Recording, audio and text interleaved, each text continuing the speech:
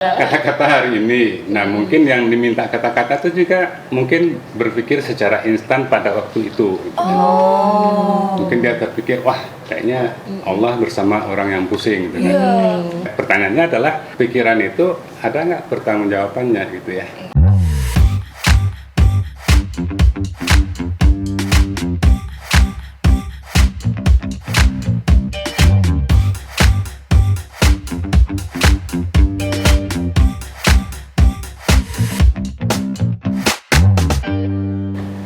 Kenapa Pak? Kok kayak pusing gitu hari ini Pak? Iya, lagi pusing saya nih, Epi. Habis apa Pak? Habis sidang Pak? Bukan masalah sidang ya, jadi banyak sekali mahasiswa saya itu menuliskan sesuatu ya, seperti itu pemikiran orang lain, tapi nggak dikutip gitu. Oh gitu Pak? Nah, Sama? seakan-akan tuh pemikirannya dia sendiri. Oh, referensinya hilang ya Pak? Iya, nggak ada rujukannya, nggak ada referensinya. rujukannya. Ya. Jadi mereka tahu harus mengutip mungkin, tapi lupa kali ya Pak kalau referensinya, taruh rujukan. Mudah-mudahan lupa ya. Mudah-mudahan lupa. Permisi Pak. Apa kabar? Bapak, kita mau bimbingan. Mau bimbingan boleh ya Pak ya? Ini yang paling rajin Pak kayaknya untuk Ya, bimbingan. berdua nih Kayaknya rajin. rajin banget. Iya. Ya jadi saya kan pusing banget Pak hari ini. Wah, sama dengan Sama, saya. kita semua pusing hari ini. Iya. Pusing saya ini pusing ngerjain desain dan kebudayaan Pak. Tugas. Wah, tuh. Iya tugas. Dosennya siapa itu ya? Tuh, baru mau tahu dosennya siapa sih? Nah terus tadi Biba tuh bilang udah tenang aja gitu. Katanya Allah bersama orang-orang yang pusing. Iya, Oh, ini gitu. jadi mungkin ini ada postingan ya Pak ya, ini kayaknya cocok untuk Pak Yasraf sama Kak Bani yang lagi pusing ya Pak ya. Apa sih? Nih, Apa saya tunjukin ya Pak ya. Oh, Allah Nah, ini bersama Allah orang-orang bersama orang-orang pusing gitu. Alhamdulillah. Alhamdulillah. Jadi kalau kata akun Instagram ini tuh kayak ya udah tenang aja, pusing nggak apa, Allah bersama kita gitu Pak. Ini siapa yang bilang? Siapa ya? Ya nggak tahu, tanya yang mau tanya saya. Di like sama 229.000 orang. Bahkan Ribu ya. saya juga abis baca ini langsung nggak pusing gitu Pak. Langsung percaya. Langsung sembuh ya. Iya. Relate banget kayaknya ya. Iya. Kalau begitu saya harus baca ini ya. Setuju nggak Pak tuh? Iya soalnya Allah bersama. di Gen Z terutama teman-teman saya dan saya sendiri ya Pak nih, jadi kayak kita sering follow akun-akun kayak gini tuh Pak. Jadi yang sering ngasih kata-kata hari ini, gitu. Mutiara. Betul. Iya, iya. Jadi kayak wah tenang aja lah, ini aku bakal baca kata-kata dari ini dan aku percaya, gitu Pak. Iya, kalau udah sampai 200.000 ya. Iya. Banyak banget. Yang ini, yang apa namanya like ya, itu kan sudah luar biasa ini ya. Nah, barangkali ini saya membedakan, ini kan yang banyak like tadi sepertinya kan Gen Z ya, Bisa jadi Pak. atau mungkin juga generasi milenial ya. Oh, betul milenial. Ya, nggak tahu lah. Yang jelas kan kalau generasi saya beda ininya, Dulu gimana Pak? Memang Pak. beda ya. Jadi ini kan judul itu kan kata hari ini ya. Betul. Jadi orang diminta kata hari ini berdasarkan pandangan seseorang begitu Iya. kan ya. Nah, diikutilah oleh atau di-like lah oleh banyak orang sekali tuh 200.000 tuh banyak lah itu. Iya, Betul banyak. Pak. Kalau di zaman saya dulu orang juga banyak ini mengutip gitu ya, mengquote kutipan-kutipan yang bisa pendek, bisa panjang. Nah, yang tadi kan cukup pendek tadi itu. Iya. Tapi intinya itu yang sering kita kutip itu adalah kata-kata mutiara dari para pemikir. Jadi para pemikir itu tentunya dia menulis banyak buku, memikirkan banyak hal-hal secara filosofis, secara mendalam gitu ya. Mungkin juga kompleks, rumit pemikiran-pemikirannya itu. Mungkin juga dia tuliskan pemikirannya itu dalam seri buku, barangkali ada yang 5, ada yang 10, ada yang 15 buku dengan berbagai sudut pandang itu. Nah, dari sekian buku itu dia padatkan menjadi satu Kutipan. satu kalimat. quote, kan, satu kalimat katakanlah begitu. Jadi kutipan itu adalah kata-kata yang sangat padat sekali, yang nanti bisa dirujuk ke buku-bukunya itu, ininya, rinciannya, penjelasannya, argumentasinya. Jadi itu kata-kata yang begitu padat begitu ya. Nah, sehingga bagi kita itu di zaman itu sangat berharga. Karena kita tahu itu nggak sembarangan loh kutipan itu. Mungkin satu kutipan itu bisa dihasilkan oleh satu pemikir itu selama hidupnya ya. Mungkin dia hidup 30 tahun, 40 tahun, 50 tahun. Di akhir hidupnya dia menghasilkan satu quote tadi itu. Begitu panjangnya proses untuk menghasilkan sebuah kutipan. Nah, kalau yang tadi itu kan kutipan hari ini ya. Mungkin kata-kata hari ini. Nah, mungkin yang diminta kata-kata itu juga mungkin berpikir secara instan pada waktu itu. Mungkin dia terpikir, wah kayaknya saya pusing nih. Nah, terus saya kaitkan dengan Tuhan ada di mana-mana dengannya. Nah, udahlah saya sambungkan aja. Allah bersama orang yang pusing gitu kan. Nah, pertanyaannya adalah pikiran itu ada nggak pertanggungjawabannya gitu ya. Kalau tadi quote dari pemikir ada pertanggungjawabannya, baca aja buku-bukunya. Yang satu deret itu. Yang tadi itu Allah bersama orang yang pusing. Apa pertanggungjawabannya? Maksud saya itu gini, kalau saya tanyakan dari mana Anda tahu Allah bersama orang yang pusing? Nah, bisa nggak yang bersangkutan menjawab gitu kan ya? Kalau tidak bisa kan berarti pernyataan itu kan belum layak menjadi satu rujukan bagi setiap orang gitu kan ya. Karena belum bisa dibuktikan secara ilmiah atau secara melalui argumentasi-argumentasi yang masuk akal itu kan ya. Nah, beda dengan kita mengutip Al-Quran. Lihat ayat sekian, itu kan pertanggungjawabannya adalah di Al-Qurannya sebagai kitab suci kan ya. Nah, kalau tadi bagaimana pertanggungjawabannya itu? Ya kan? Kan boleh aja saya mengatakan kalau begitu Allah tidak bersama orang yang tidak pusing dong. Ayo, bener nggak? Tapi bisa Kan ya? Allah bisa. bersama orang yang pusing dengan ya. Iya. Nah, apakah Allah tidak bersama orang yang tidak pusing? Itu kan satu pertanyaan ilmiah yang bisa kita pertanyakan pada quote tadi. Betul ya. Nah, ada nggak itu dipertanyakan? Maksud saya itu gitu ya. Tapi bukan berarti saya menolak itu ya. Iya betul. Karena di zaman sekarang yang namanya teks itu kan kita bicara teks ini ya. Teks itu fungsinya bisa macam-macam sih sekarang. Bisa teks itu menghasilkan pengetahuan, menghasilkan satu informasi baru ya, sistem baru, konsep baru dan sebagainya. Tapi bisa juga satu teks itu sekarang fungsinya direduksi menjadi hiburan. Karena banyak. Menjadi sesuatu yang menghibur, kan? Menjadi sesuatu yang karena dia aneh gitu ya, atau mungkin karena dia tidak seperti biasa gitu kan ya.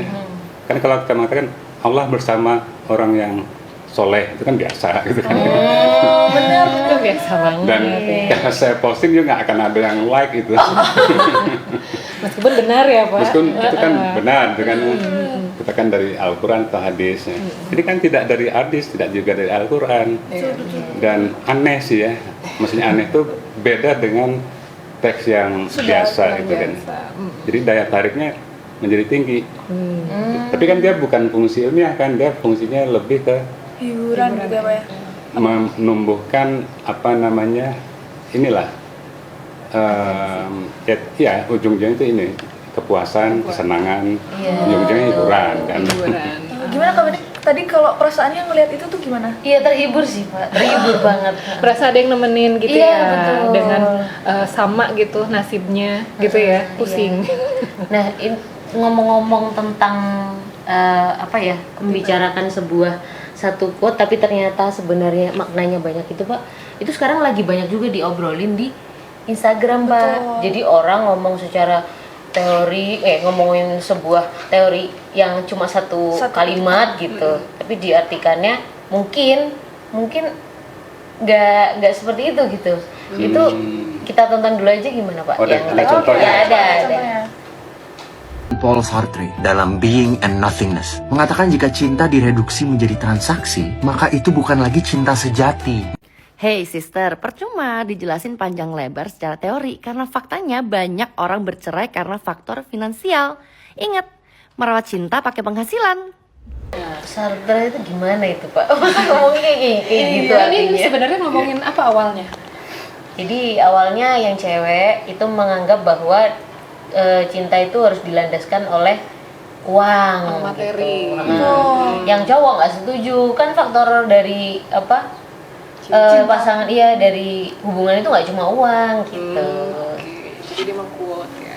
Ya, ya, ini yang saya tadi katakan ya. Jadi satu quote dari Sartre itu bukan quote yang dihasilkan dari ini kata hari ini kayak tadi itu ya.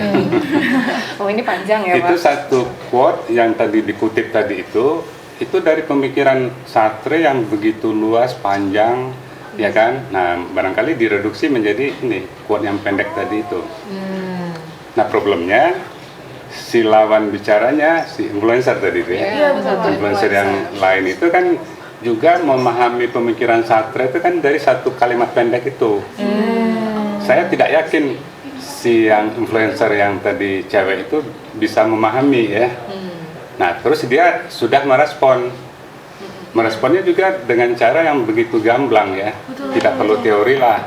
Ada fakta-fakta yang menjelaskan uang itu penting dalam mempertahankan cinta dan sebagainya, kan begitu ya.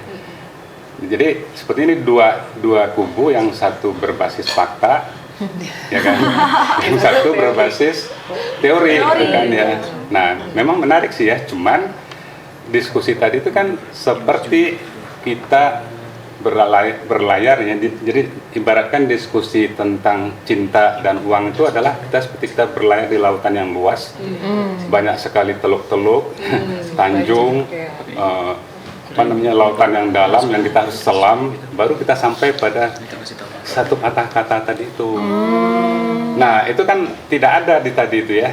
Tidak ada argumentasi yang sebelum ada kata-kata itu muncul dan setelahnya. Dan tidak ada satu proses yang di sana digambarkan. Misalnya dari mana foto datang, kan tidak dijelaskan juga tadi itu. Ya kan? Apa konteksnya? Sartre berbicara tentang itu. Apakah cinta dalam pengertian sehari-hari? Apakah cinta dengan Tuhan? Apakah cinta terhadap ibu? Terhadap tanah air? Ya kan? Kan nggak diberikan konteks itu. Nah, sepotong itu menjadi satu hal yang dia kehilangan konteks gitu. Satu potong kutipan Sartre itu kehilangan konteks. Kenapa? Apakah benar Sartre itu hanya berbicara mengenai cinta dalam pengertian laki-laki dan perempuan gitu kan? Orang cinta itu kan urusan tidak hanya urusan itu. Kan ada cinta ya tadi sudah saya jelaskan, cinta tanah air. Ya kan? Lagunya luar biasa tuh, Cinta Tanah Air. Lagu Tanah Air itu orang menangis sama dengan orang kehilangan sesuatu dengan nangis dengan ya kan. Nah, cinta pada ibu, cinta pada kampung halaman, cinta pada Tuhan, itu yang lebih besar lagi tuh. Nah, kalau itu tidak diberikan konteksnya, pemikiran Sartre itu kan orang menjadi menyimpulkan, oh ternyata Sartre itu menulis tentang cinta hanya hubungan laki-laki dan perempuan. Kan belum tentu juga kan ya. Menyederhanakan. Iya. Nah, artinya itu kan perlu diberi konteks. Nah, maksud saya karena ini formatnya itu adalah media sosial, diskusi ini ya. Maka media sosial itu yang tidak ada. Coba lihat ya, orang banyak tadi komen yang viewernya ya. Oke, kita lihat ya Pak ya.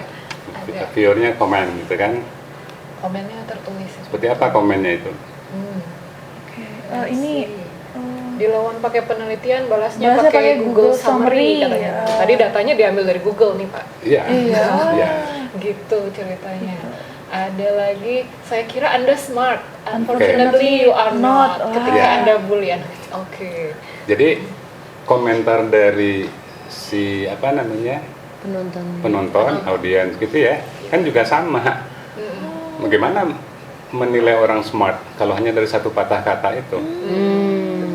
Bagaimana menilai orang itu terlalu komersial kalau hanya dari satu patah kata itu? Menilai orang smart atau komersial itu kan mesti ada satu penilaian, rangkaian penilaian yang panjang melalui satu argumentasi, penjelasan yang argumentatif kan ya, panjang gitu. Nah, itu kan tidak mungkin muncul di media sosial seperti ini apa nih, Instagram. Iya, Instagram ini Pak. Nah, Instagram itu kan juga terbatas ya. Iya, jadi memang suka gitu sih Pak. Sekarang trennya adalah orang berargumen secara lisan di Iya. sosial media, tapi tidak kalau dulu kan secara tertulis ya Pak. Kalau mau berargumen Betul, jadi jelas begitu. Sekarang tuh lebih banyak lisan langsung.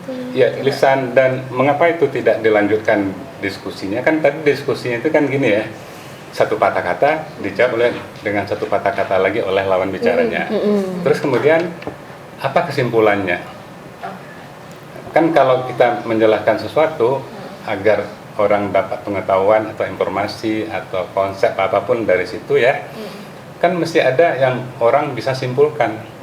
Saya tadi tidak bisa menyimpulkan, ya kan?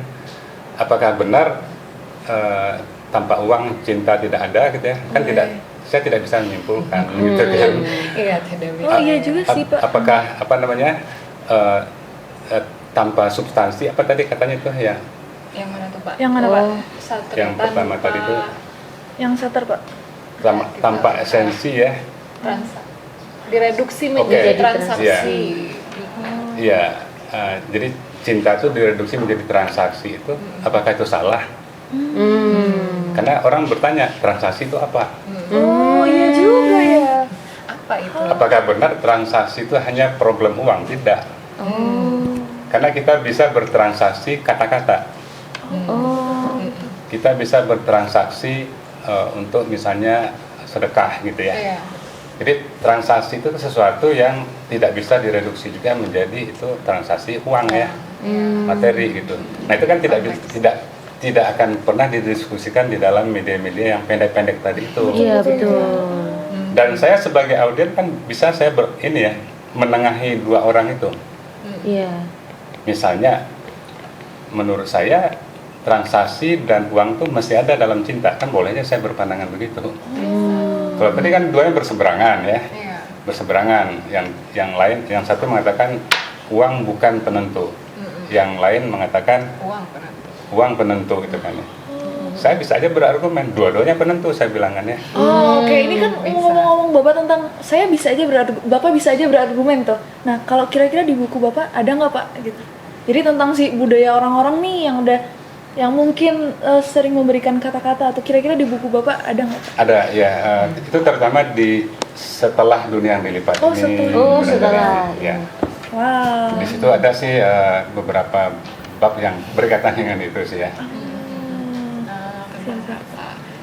Karena di dalam buku saya itu ada satu bab yang bicara mengenai cinta. Tapi dalam pengertian yang sangat luas, yang tadi sudah saya katakan, cinta Tuhan, cinta ibu, cinta tanah air. Oke, berarti ini kita harus beli bukunya nggak? Iya. Kita harus jadi pengen baca. Bener, jadi pengen baca gitu. Kira-kira bisa dapat di mana ya? Nah, ini agennya ini. Agen sih sebenarnya gitu ya. Jadi saya di sini bertindak sebagai agen. Kalau ada yang mau cari nih bukunya Bapak, itu kita bisa cari di Cantrik Pustaka. Bisa juga pergi ke Facebook, bisa ke X atau ke Instagramnya Cantrik untuk cari tahu nih apakah bukunya available atau tidak. Pasti available karena ini bukunya highly demand. Jadi banyak orang yang cari sebenarnya gitu ya. Jadi bicara tentang teks tadi Pak. Ya. Jadi kalau budaya orang yang budayanya lisan dan budayanya teks itu katanya lebih berbudaya yang teks itu sendiri bukan yang lisan. Itu benar nggak sih Pak? Jadi sebetulnya kan kalau kita lihat sejarah tentang kebudayaan ya. Jadi kebudayaan itu kan sebetulnya kan ada ininya, ada masa-masanya. Ada masa kebudayaan itu kuat di situ oral. Jadi orang banyak ngomongin, berbicara karena memang belum ada tulisan ya. Nah, di situ itu orang apapun dibicarakan, diomongin gitu ya. Diobrolkan gitu kan. Dan pada waktu itu orang sangat kuat ini ya memorinya. Jadi orang itu seperti kamus berjalan gitu kan. Karena semua itu ada di kepalanya. Nah, kemudian muncul tulisan Gutenberg itu kan ya. Muncul tulisan dan tulisan itulah menjadi medium untuk menyampaikan pikiran-pikiran. Dan karena tulisan menjadi medium untuk menyampaikan pikiran-pikiran, maka di situ muncullah budaya ilmiah. Apa itu budaya ilmiah? Pikiran kita itu diwujudkan melalui teks ya, teks tertulis melalui buku, melalui jurnal, artikel jurnal dan sebagainya. Sehingga kemunculan budaya tulis itu memunculkan budaya ilmiah. Maka banyak buku-buku terbit di barat sana gitu. Nah, kemudian berkembang budaya visual, muncul televisi, muncul Instagram, Facebook, macam-macam sekarang ya, media sosial. Intinya gambar menjadi medium untuk ini menjelaskan sesuatu.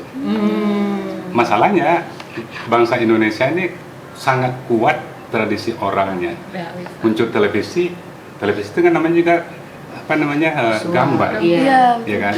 Vision itu artinya melihat gambar. Nah, tapi televisi kan banyak digunakan untuk ngobrol. Muncul budaya tulis sekarang misalnya ada platformnya seperti misalnya Instagram, dulu SMS, sama aja SMS itu atau Instagram digunakan untuk gosip, bukan untuk mengembangkan pengetahuan. Padahal tulisan itu ditemukan oleh manusia itu untuk memberi peluang pada setiap orang, setiap bangsa untuk mengembangkan ilmu pengetahuan melalui buku, pemikiran-pemikiran dan sebagainya. Itu di Indonesia yang tidak muncul. Sangat sedikit penerbitan buku-buku tentang pemikiran, filsafat dan sebagainya. Kenapa? Karena sebagian besar orang sukanya ngerumpi, sukanya ngobrol, menggosipkan sesuatu, bukan membahas sesuatu tapi menggosipkan sesuatu begitu. Jadi saya rasa itu masalahnya ya. Itu masalahnya, iya. Karena ada beberapa saya dengar-dengar gitu ya Pak, budaya sudah mulai hilang, mengkikis seperti bahasa misalnya. Karena sangat lisan, tidak ada tulisannya. Jadi kalau orangnya nggak ada, hilang aja gitu Pak. Hilang gitu. Sangat Mungkin kalau sekarang sudah berpindah, orang-orang sudah mulai apa namanya lisan ya. Sekarang di TikTok apalagi ya, balas-balasannya berargumentasi lisan, tapi pada ujungnya nggak ada kesimpulan ya Pak ya. Jadi masih tetap tulisan itu menjadi medium di mana pada akhirnya ada pengetahuan yang muncul gitu ya Pak. Iya, itu membuat orang tidak bisa menjadi fokus gitu ya. Karena apa? Karena dasarnya media sosial mungkin juga termasuk media massa dulunya itu adalah yang tadi yang kemarin ini kita bicarakan sebagai culture of attention. Jadi perhatian itu yang diutamakan ya. Misalnya 2 orang influencer tadi itu kan udah aja nulis, dia mungkin wajahnya nggak perlu tampil, nggak perlu bersolek untuk tampil cantik dan sebagainya ya. Udah aja tulisannya dimunculkan melalui SMS misalkan ya. Mereka berdebat melalui SMS. Tapi kan tidak, mereka kan pengen tampil kan. Betul. Untuk menampilkan satre itu kan harus menampilkan wajahnya begitu kan. Pengen tampil tuh, Nah, jadi jangan tampil. itulah yang disebut dengan the culture of attention. Budaya cari perhatian sebenarnya. Oke. Jadi nggak perlu harus kelihatan mukanya ya Pak untuk berargumentasi ya Pak ya. Nggak perlu, Nggak ya. perlu, lewat tulisan bisa Lewat tulisan. sebenarnya. Lewat tulisan bisa. Kalau gitu jadi nggak usah pusing sekarang. Oke, jadi nggak perlu pusing sebenarnya ya. Oke, kalau mau bimbingan tunjukkan dengan tulisannya gitu ya Pak ya. Iya. Gitu. Jangan ngomong gitu kan. Jangan hanya omong gitu ya tapi. Yang ngomong nggak perlu ya. Terakhir ya Pak ya. Jadi saya itu juga pernah ya karena waktu dari kecil belajar agama sedikit-sedikit lah Pak. Nah katanya itu kan kalau kita baca mengartikan satu surat di Al-Quran itu kan kita nggak bisa langsung ngertiin secara bahasa kayak di Google Translate gitu kan Pak. Karena harus dirujuk dari bagian-bagian lainnya gitu. Nah itu berarti sama aja kayak ilmiah dong Pak sebenarnya. Sama Sama ya. iya. Jadi untuk memahami sebuah pemikiran orang nggak bisa dari satu potong kalimat gitu. Karena kalimat itu ya, ada yang namanya itu kohesi kalau dalam bahasa, ada yang namanya koherensi, ada yang namanya sistematika, ada yang namanya itu logika. Nah kalau logika itu kan satu pernyataan kan nggak bisa dipisahkan dari pernyataan yang sebelumnya. Baru nanti kita ketahuan apa sih ininya logik yang dikembangkan gitu ya. Dan kita juga sering kalau misalnya bukan karya ilmiah, misalnya seperti puisi atau novel gitu ya. Nah tetap aja kita satu baris itu harus kita cari tahu konteksnya. Alurnya ya Pak. Dari konteks itu nanti kita bisa melihat alurnya. Nonton film kan nggak bisa kita nonton film satu shot aja kan ya. Harus dari awal. Betul. Kita harus melihat keseluruhan film itu baru kita ngerti film. Sama sebuah teks juga kan harus bisa kita pahami kalau kita melihat keseluruhan teks. Baik. Nggak bisa kita ambil satu potong teks dan kita diskusikan apa namanya di media sosial gitu ya, Bareng-bareng. tanpa menjelaskan konteksnya. Boleh sih satu potong dari siapa Sartre misalnya kita ambil dari bukunya kita diskusikan di media sosial, tapi kita jelaskan konteksnya. Orang kan menjadi tahu apa sih kalimat itu di dalam konteksnya. Nah, jadi nggak sembarangan kita apa namanya ambil teks itu sepotong-sepotong. Pada akhirnya membuat pikiran kita tuh menjadi juga sepotong-sepotong. Dan itu yang terjadi sekarang. Katakanlah tadi diskusi mengenai cinta dan uang, belum selesai, kan sudah ada lagi topik baru lagi kan ya? Topik baru lagi tentang uang dan kematian misalnya. Uang dan kekuasaan. Wah. Iya, atau uang dan kekuasaan. Belum selesai, belum ada kesimpulannya, udah muncul lagi topik yang lain. Sehingga tuh kita penuh dengan potongan-potongan konsep yang nggak susah sekali kita rangkai gitu ya. Bahaya ya. Padahal merangkai konsep itu hal yang sangat wajib di dalam ini. Ya tadi yang kita katakan mengembangkan ilmu pengetahuan. Jadi pingin hati-hati. ini ya, pingin nulis buku ya. Wah, siap. Pak Asraf nulis buku berapa lama, Pak? Wah, panjang ya, Pak? Ada prosesnya? Ya, rata-rata sih antara 2 tahun 3 tahun ya. 2 tahun sampai 3 tahun. Mulai dari sekarang ya. Mulai dari Mulai harus ya, tanpa kehilangan konteks ya. Iya, betul. Oke. Dan tidak setengah-setengah. Oke deh kalau gitu. Pak, masih ada bimbingan lagi nggak, Pak? Atau ini yang terakhir, Pak? Ya saya kelihatannya udah nggak pusing nih ya. Kalau ada yang mau bimbingan, Pusing ya, Pak? silakan kalau yang mau bimbingan, Bisa ya, Pak, hari Ya. ini? Masih bisa. bimbingan online juga bisa. Online bisa loh. Oke, kalau gitu. Kalau gitu terima kasih Makasih, banyak ya, Pak. Pak. Kita Sama-sama. tercerahkan dan Iya. mungkin semoga nggak pusing lagi ya, Mbak ya. Iya. Baik. Bapak udah nggak pusing sih. Oke, kalau Terima kasih banyak ya, Iya. Pak. Oke, makasih. Sampai ketemu lagi ya di bimbingan selanjutnya. Iya. Pak Yusraf jangan bosen ya. Kita bimbingan terus.